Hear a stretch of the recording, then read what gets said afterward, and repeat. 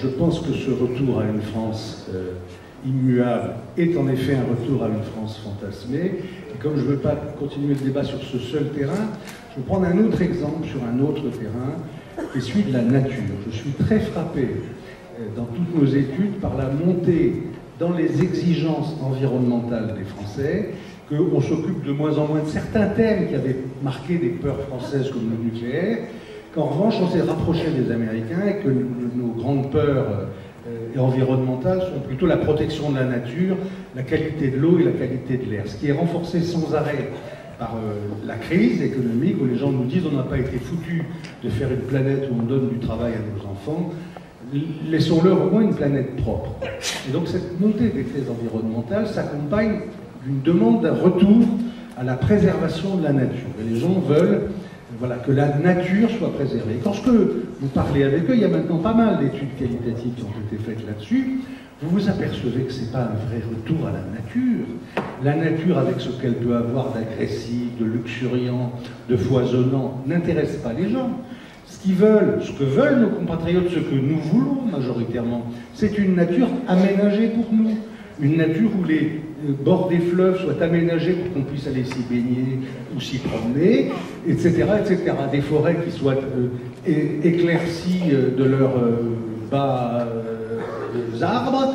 Voilà. Et donc je crois que ces mythes de retour à une identité française, à une nature originelle, sont en fait quelque chose qui mérite d'être très largement revisité. Je crois qu'il va falloir s'orienter vers la conclusion. Il nous reste 5 petites minutes. J'ai peut-être une petite question, mais éventuellement pour orienter la conclusion, puis je vous demander de finir. Il y a une question moi, qui m'interroge, y compris en tant que journaliste. On l'a évoqué, on a flirté avec cette interrogation tout à l'heure. Comment se fait-il que ce qui nourrit aussi la peur du monde, c'est la notion de conspirationnisme, de complotisme, c'est-à-dire on nous cache tout, les décisions sont prises ailleurs, donc c'est l'ignorance qui, effectivement, ce sentiment-là, il imprègne, il existe vraiment, il est réel, et pourtant quand on regarde aujourd'hui les moyens de communication, les moyens d'information, pour le meilleur et pour le pire, ils n'ont jamais semblé aussi divers, aussi multiples. Je pense qu'il est beaucoup plus difficile aujourd'hui, ça ne veut pas dire qu'il n'y en a pas, de cacher un secret d'État que lorsqu'il n'y avait que 3 chaînes d'information, 2 ou 3 grands journaux qui régnaient sur l'opinion et du temps de l'RTF. Aujourd'hui, évidemment, ne serait-ce qu'avec la toile, on trouve tout, le meilleur et le pire. Donc on a l'impression que plus la parole est diverse, plus elle est multiple, plus elle a évidemment des audiences différentes, mais en tout cas elle est diverse, plus cette notion de conspirationnisme, de complotisme, de finalement ces élites profondément délégitimées, quelles qu'elles soient, politiques, médiatiques, et autres, nous cachent tout. Et je n'oublie pas que je fais partie, j'exerce une profession qui est l'une des plus impopulaires, avec celle d'homme politique et d'huissier de justice, probablement. J'espère qu'il n'y a pas d'huissier de justice dans la salle. Mais voilà, et donc ça, je pense que ça nous interroge, et ça interroge, vous avez compris, voilà, les journalistes qui sont à cette tribune, le magistrat, pourquoi est-ce que cette délégitimation par le conspirationnisme, par le complotisme, semble de plus en plus fort?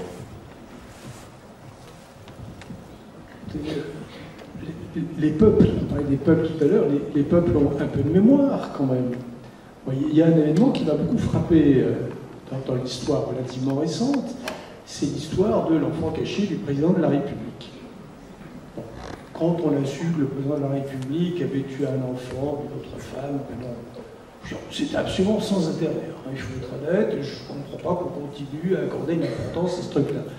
Mais ce qui était important, c'est la réaction de beaucoup de journalistes après, qui ont tous dit « bah oui, on le savait ». Et c'est ça qui est terrible. Il y a des gens qui savent, et d'autres, la plupart, qui ne savent pas. Ne vous étonnez pas en cachant des choses aussi insignifiantes qu'ils pensent que vous en cachez n'importe quoi. Aujourd'hui, tout le monde sait tout. Oui, alors, sur le président actuel. Franchement, on est plutôt dans l'excès inverse en ce moment, pardon. Il y a même des choses qu'on préfère ne pas savoir, non? L'excès, c'est toujours de s'intéresser à des choses insignifiantes. Écoutez, qui roule en scooter, qui a une maîtrise, on lui prend des 300, qu'est-ce que ça peut nous foutre?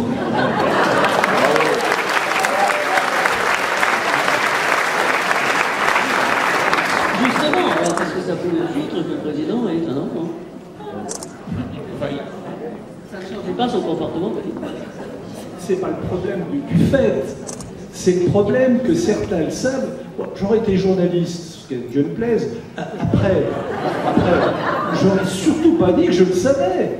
Parce que forcément, j'appelle la question, mais pourquoi vous ne l'avez pas dit? Puisqu'aujourd'hui, vous en faites des tonnes autour de ça. C'était donc important. Ben non, ça n'était pas. Mais ah bon, mais pourquoi vous en faites des tonnes? On nous a beaucoup reproché ça sur l'affaire Pompidou, enfin sur la santé de Pompidou. Bon, alors, on savait, on a dit très souvent qu'il était malade. Moi, quand j'en ai eu la certitude, je suis la première à l'avoir dit, j'en ai eu la certitude après un voyage en Russie. Il reste que pendant un an, on s'est tous demandé de quoi il était malade, ce qu'il avait. Alors, est-ce que le secret était bien gardé? En tout cas, nous ne l'avons pas eu. Et on parlait de la maladie de Pompidou, puis à un moment donné, on s'est dit qu'on ne pouvait pas en parler tout le temps. On a recommencé quand vraiment ça a été... donc, mais ça faisait quoi? On nous a beaucoup reproché le silence sur Pompidou. Mais qu'est-ce qu'il fallait dire? Tous les jours, il est malade, on ne sait pas de quoi. C'est encore pire. Cette phrase terrible, effectivement, il arrive d'entendre en conférence de rédaction, mais ça, vous le savez, c'est la réédition en race campagne de l'idéal journalistique. Et c'est vrai que la réaction spontanée, c'est de dire quel dommage que nos lecteurs, eux, n'en sachent rien.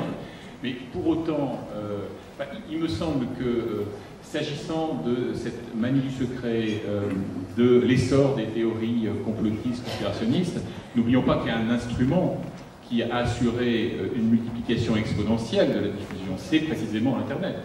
C'est-à-dire qu'il y a deux phénomènes, me semble-t-il. Tout ce qui contribue à alimenter la thèse, complaisamment entretenue d'ailleurs, selon laquelle les journalistes appartiendraient à ces élites exécrées, feraient partie de ce petit monde, doit être combattu. Et il est vrai que quand je compare ça à la culture de nos confrères anglo-saxons, et je ne vénère pas par principe la presse américaine, mais en la matière, je pense qu'elle a plus de leçons à nous donner qu'à recevoir, eh bien, je me dis qu'on est aussi collectivement responsable de cette idée que, dans une période d'antagonisme social profond, eh bien, la ligne de faille, voire de fracture, elle passe effectivement entre le peuple, ou les peuples, et les élites dont font partie les journalistes. D'ailleurs, élites mineures, méprisées par les vrais et les autres. Donc en plus dans une posture sociale et sociologique un peu inconfortable. Mais sinon, sur le complotisme a cette vertu, puisque ces choses nous échappent, feignons d'en être les organisateurs, ou en tout cas les observateurs, de donner une rationalité à quelque chose qui ne l'est pas. Le problème des complots et des conspirations, c'est un peu le même que celui du cliché en journalisme, c'est qu'un cliché est toujours fondé sur une réalité. Et des complots, il y en a eu. Donc on ne peut pas nier l'existence même du concept de complot ou de conspiration. Mais simplement, c'est vrai que je crois que notre travail de décryptage dans ces cas-là, c'est de montrer par quel mécanisme on fait d'une chimère totale ou d'un fantasme collectif une réalité qui pèse par exemple sur des choix politiques. Là, c'est notre boulot de journaliste. Mais en revanche, je suis aussi, alors on parlait tout à l'heure de notre sens critique vis-à-vis de cette corporation, moi je reste assez sidéré, je dois le dire, et je le dis très ouvertement, par le degré de connivence, à mon sens en partie incestueux, qui existe encore aujourd'hui entre une partie de la presse politique française et une partie de la classe politique française. Et dans une période où il y a cette défiance, on alimente justement toute cette rhétorique sur la complicité que j'évoquais avant.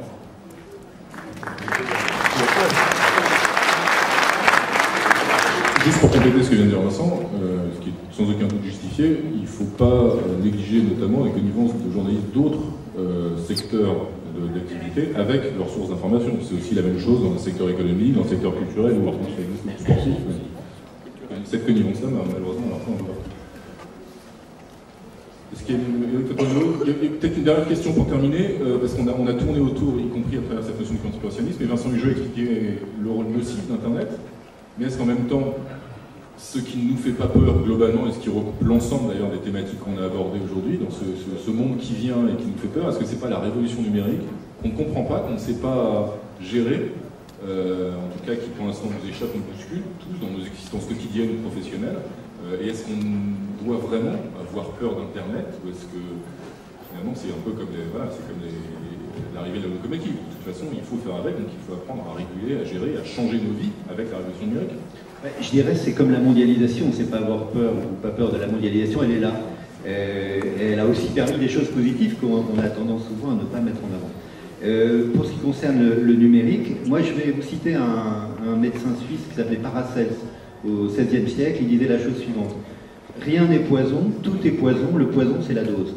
Autrement dit, c'est effectivement, est-ce qu'on est capable d'utiliser de manière intelligente et efficace Internet? C'est un outil qu'on s'est donné. Alors c'est vrai que c'est l'outil le plus puissant qu'on a connu dans la diffusion de l'information depuis la création. Mais c'est un support qui a changé. Il y a eu, vous savez, il y a très très longtemps, pendant l'Antiquité, le grand conflit entre Platon et Aristote, celui qui voulait parler et qui ne voulait pas écrire, face à celui qui voulait écrire et ne pas parler. Et puis ensuite, au XVIe siècle, l'imprimerie, et les moines ont refusé qu'on imprime des livres, parce que le savoir allait se disséminer, il fallait le garder entre soi. Et puis il y a eu beaucoup de traités de pédagogie, comme ceux de Montaigne notamment, qui disaient mieux vaut une tête bien faite qu'une tête bien pleine. Autrement dit, on a au fur et à mesure abandonné les fonctions cognitives de mémorisation à des supports pour justement garder dans notre cerveau la capacité à réfléchir. Et je pense que Internet, c'est notre disque dur. Maintenant, on peut, c'est pas la peine d'apprendre tout parce qu'on a tout à portée de main, mais en revanche, Internet ne nous interdit pas de réfléchir, j'allais dire au contraire. Et je pense que ce que devrait partager le monde des médias et le public auquel il s'adresse, c'est l'esprit critique, c'est la capacité à remettre en cause ce qui est dit et ce qui est tenu pour une vérité.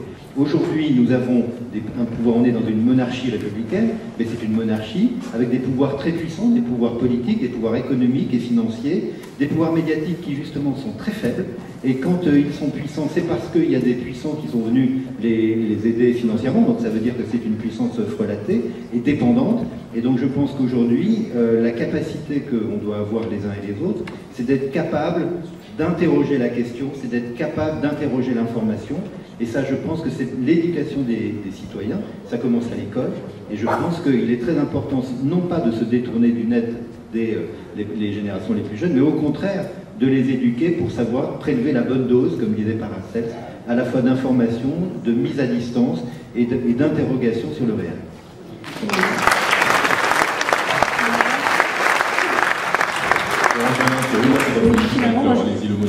Finalement, je suis très heureuse parce que j'avais commencé par mon petit propos introductif en rappelant qu'il fallait raison garder, il fallait donc garder cet esprit critique.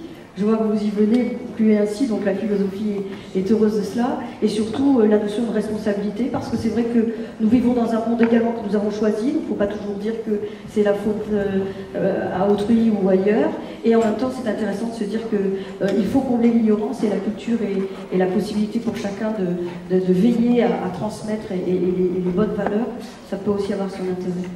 Merci beaucoup. Merci à tous. Merci à vous.